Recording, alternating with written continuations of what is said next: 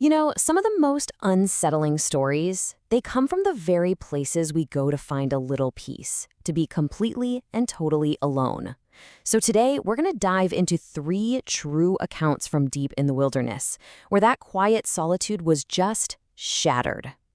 I mean, think about it, right? We hike for miles. We go completely off-grid. We try to disconnect from everything. What is it we're all looking for out there? It's that feeling of escape, isn't it? Of being the only soul for miles and miles around. But what if you're wrong?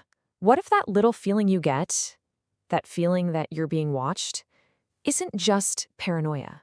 Well, that is the terrifying reality that all 3 of our storytellers had to face.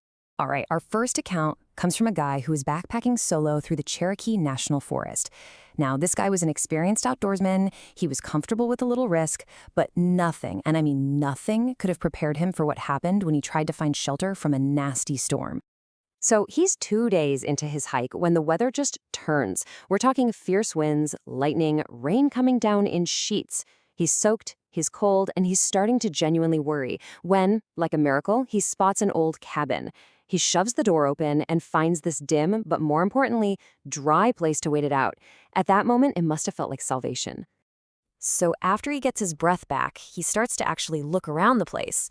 And this is where that incredible feeling of relief starts to curdle into something else, something much, much darker.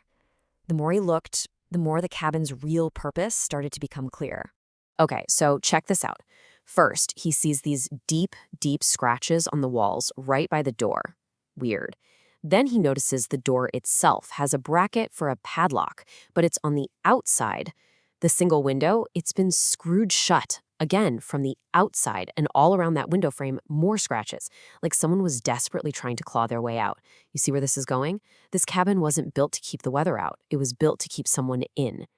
And just as this horrifying realization is washing over him, the storm outside is no longer his biggest problem. He hears scraping noises on the walls, then heavy thumps on the porch, and then this. He feels pressure on the door, like someone is on the other side, just leaning against it, testing it. He realizes he's not alone out here. He's scrambling, throwing his gear together, deciding he'd rather take his chances with the storm. But just as he's about to make a break for it, crash. The sound of shattering glass. He whips around and sees something was just thrown through that window, and it wasn't a rock. The whole room just goes up in an instant. An inferno. He slams his body against the door, but it won't move. It's been barred from the outside. He's trapped in a burning box. He finally smashes his way through and collapses outside, only to get tackled from behind. He fights for his life, manages to get away, and just runs into the dark, rainy woods, leaving the burning cabin behind him. Okay, our next story also involves a shelter in the woods, but this one is, a little different. It's about 2 friends, James and Charles, who loved exploring places they probably shouldn't have been. Their next big adventure, a 70-foot-tall abandoned fire lookup tower, miles from anywhere. And this quote right here, it really tells you everything you need to know about their friendship.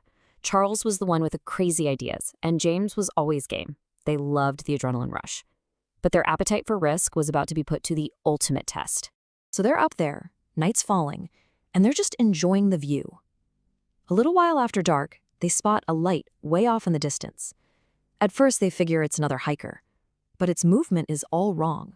It's too smooth, it glides, it doesn't bob like a flashlight. Then it suddenly zips forward, unnaturally fast, before just resuming that slow, steady path, directly towards them. The light stops right at the base of the tower and just sits there. They yell down, "Hello," and get nothing back but silence. Then, poof, the light's gone. The darkness that follows is even worse. Soon, they start hearing it.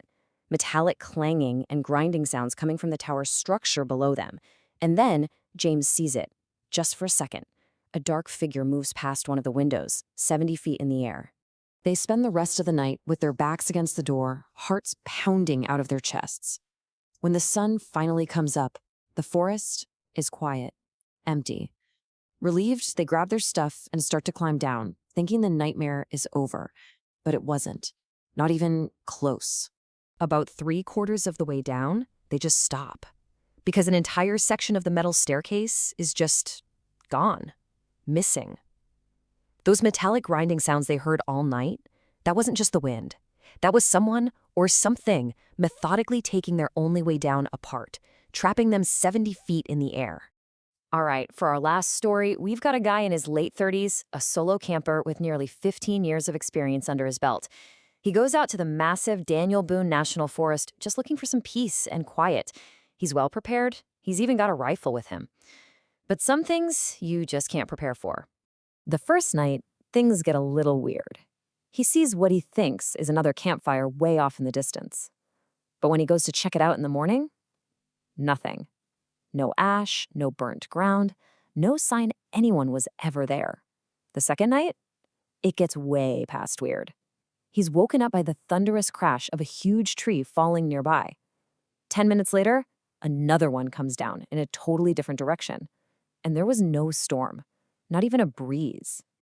At sunrise, he goes to investigate one of the fallen trees. And the break, it isn't clean like you'd see from wind. The wood is just shredded, torn apart with these deep, strange grooves. It looks like it was chewed through by something unbelievably powerful. It wasn't any animal he'd ever seen, and it definitely wasn't natural. At this point, every single instinct in his body is screaming at him to just get out, now. But as he's turning to leave, something on the ground catches his eye. A little splash of color that absolutely makes his blood run cold. He instantly recognizes them, he checks his pack, and sure enough, they're gone. Someone or something had gone through his gear while he slept, taken these two specific items and left them by the bizarrely fallen tree. The message was terrifyingly clear. He wasn't just being watched, he was being stalked. So, after hearing all that, what's the takeaway? We have 3 different stories, 3 different forests, but they all started the same way. Experienced people just looking to be alone.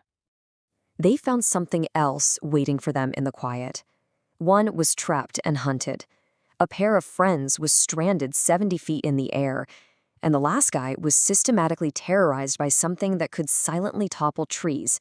In a place they thought was empty, they came face to face with something intelligent and malevolent. It just leaves you with this deeply unsettling thought, doesn't it? The next time you're out there surrounded by all that silence and you get that little prickle on the back of your neck, is that just your imagination, or is that the moment you realize you're not actually alone?